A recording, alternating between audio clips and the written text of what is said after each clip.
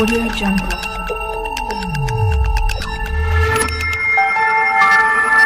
Audio Jungle.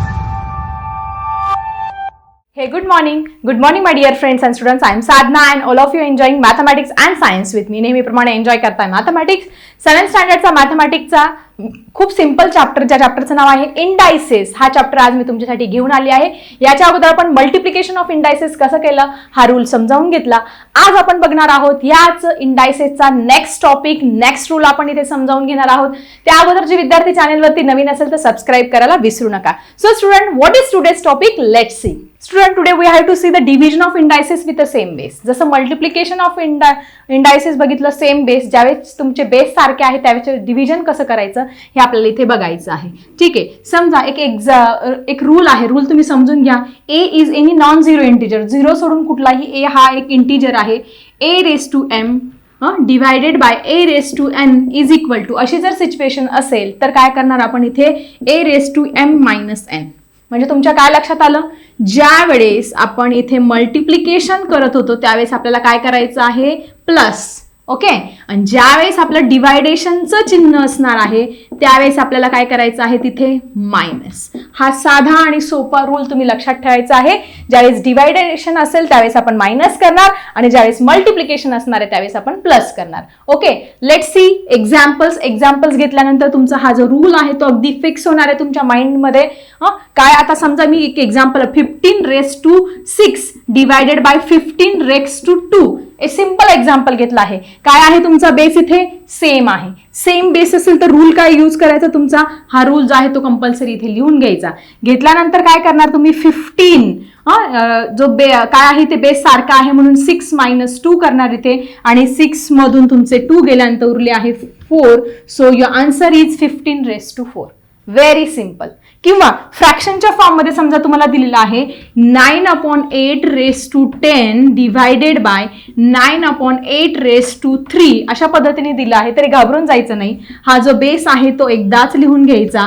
Division दिले म्हणजे आपल्याला मायनस करावं लागणार आहे म्हणून 10 मायनस 3 करणार. So your answer will be 10 minus 3 is equal to 7. So अशा पद्धतीने तुम्हाला इथे आन्सर मिळालेला आहे. मग आता ह्या तुमच्या रूलवरती आधारित तुमचा प्रॅक्टिस सेट जो 28 आहे त्याच्यावरचा फर्स्ट क्वेश्चन आपण इथे घेणार आहोत. So student, what is that question? Let's see. तुम्ही पण तुमची नोटबुक, पेन, तुमचं बुक घेऊन बसा आणि प्रॅक्टिस सेट 28 आपण सुरू करूया. So student, this is your practice set 28 मधला आपण डिव्हिजनच्या रूलवरती आधारित काही क्वेश्चन्स घेणार आहोत. This is your first question.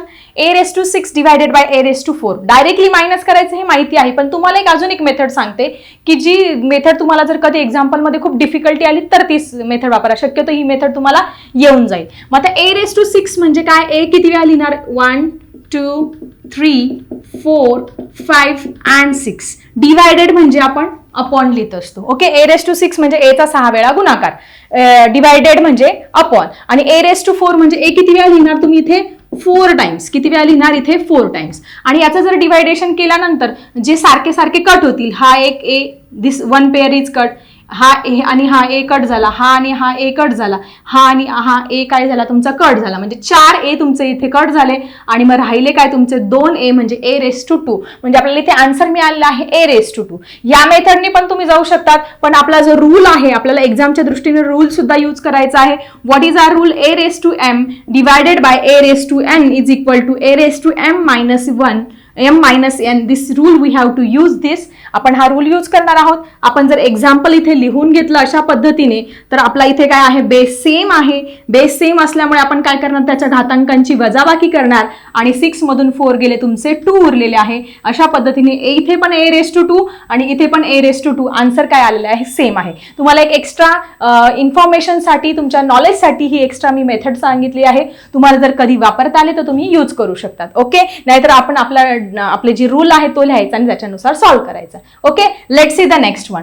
इथे पण काय आहे तुमचं? सेम मध्ये डिवायडेशनचं साइन आहे म्हणजे कुठला रूल वापरणार आहोत आपण? मायनसचा rule. That is A raise to M divided by A raise to N is equal to a raised to m minus n. This rule we have to use this. Then we have to write down the example once again. आपण example परत एकदा लिहून घेऊया. इथे base सारखा आहे म्हणून m काय घेतला एकदाच, मग 5 मायनस 8 करणार. आता तुमच्या लक्षात येईल की तुम्ही म्हणाल टीचर इथे तर 5 छोटा आहे, 8 तर मोठा आहे, मग 5 मधून 8 कसं वजा करणार. मग अशा वेळेस आपण काय करत असतो, मोठ्या संख्येतून छोटी संख्या वजा करत असतो आणि चिन्ह मात्र आपण मोठ्या संख्येचं देत असतो. मग 5 मधून 8 जात नाही तुमचे, म्हणून काय करणार तुम्ही इथे 8 मधून 5 मायनस करणार. मग 8 मधून 5 गेले तुमचे 3 उरले. याच्यातली मोठी संख्या कोणती, 5 की 8 आहे. -8 ही मोठी संख्या आहे म्हणून त्याला चिन्ह दिला -3. सो आपला आन्सर आला आहे m raised to -3. सो अशा पद्धतीने आपण प्रॅक्टिस सेट 28 मधले हे 2 एक्झाम्पल्स क्लिअर केलेले आहे. Let's see the next example. So student these are some more examples in practice set 28. त्याच्यामधला क्वेश्चन नंबर 1 आहे जो डिव्हिजन वरती डिपेंड आहे. त्यातले आपण नेक्स्ट क्वेश्चन घेणार आहोत. मग आता इथे काय करणार आपण, बेस सेम आहे म्हणजे आपला रूल कुठला यूज करणार, a raised to m divided by a raised to n is equal to a raised to m minus n. हे परफेक्ट आपल्याला लक्षात ठेवलं पाहिजे की बेस सारखा आहे, डिवायडेशन आहे म्हणजे मायनसचं रूल इथे वापरायचं आहे. त्यानंतर आपण एक्झाम्पल परत एकदा लिहून घेऊया. लिहून घेतल्यानंतर बेस सारखा आहे एकदा लिहूया. 3 मधून 13 मायनस करूया. आता 3 छोटी आहे, 13 मोठी आहे म्हणून 3 मधून 13 तुमचे मायनस होणार नाहीये, म्हणून आपण 13 मधून 3 मायनस केल्यानंतर आन्सर काय येणार आहे तुमचं 10. पण 10 लिहिल्यानंतर तुम्हाला रॉंग आन्सर मिळणार का, कारण तुम्ही चिन्ह व्यवस्थित दिलेलं नाही. 3 आणि 13 मध्ये मोठी संख्या कोणती आहे 13, त्याचं साइन काय आहे तुमचं मायनस, म्हणून आपण ह्या 10 ला मोठ्या संख्येचं चिन्ह हे द्यायचं असतं. So R answer is p raised to -10. Okay, let's see the next example. आता नेक्स्ट एक्झाम्पल मध्ये काय दिलेलं आहे, सेम आपण काय करणार नेहमीप्रमाणे रूल लिहून घेणार आहोत. रूल लिहून घेतल्यानंतर x raised to 10 divided bye x raised to 10 लिहून घेतलं. बेस तुमचा इथे सेम आला, मग 10 minus 10. So what is 10 minus 10 is equal to 0. पण x raised to 0 आपण लिहू शकत नाही. अजून एक रूल आहे तो मी तुम्हाला पुढच्या व्हिडिओमध्ये क्लिअर करणार आहे. पण कधी पण लक्षात, कुठल्याही संख्येचा raised to 0 आला की आन्सर काय येत असतं तुमचं 1. मग इथे तुम्हाला अगदी खूप मोठी संख्या दिली आणि raised to 0 दिलं तरी आन्सर 1 येणार आहे, किंवा ab raised to 0 इज दिलं तरी आन्सर तुमचं 1 येणार आहे, किंवा XYZ raised to 0 दिलं तरी तुमचं आन्सर काय येणार आहे इथे 1 येणार आहे. सो अशा पद्धतीने आज आपण इथे डिव्हिजन जेव्हा सेम बेसिस असतील, when the basis are same we have to do the subtraction of their powers.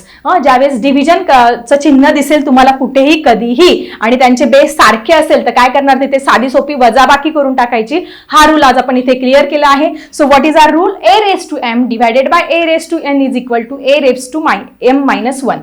ज्यावेळेस मल्टिप्लिकेशन असेल त्यावेळेस प्लस करायचं आणि ज्यावेळेस डिवायडेशन असेल त्यावेळेस मायनस करायचं. हे साधं सोपं प्रिन्सिपल, सिक्रेट किंवा ट्रिक तुम्ही लक्षात ठेवायचे आहे. सो आय थिंक आजचा व्हिडिओ तुम्ही एन्जॉय केला असेल माझ्यासोबत. अशाच इंटरेस्टिंग टॉपिकसह भेटूया आपल्या नेक्स्ट व्हिडिओमध्ये. आज आपण फक्त प्रॅक्टिस सेट 28 मधला क्वेश्चन नंबर 1 क्लिअर केला.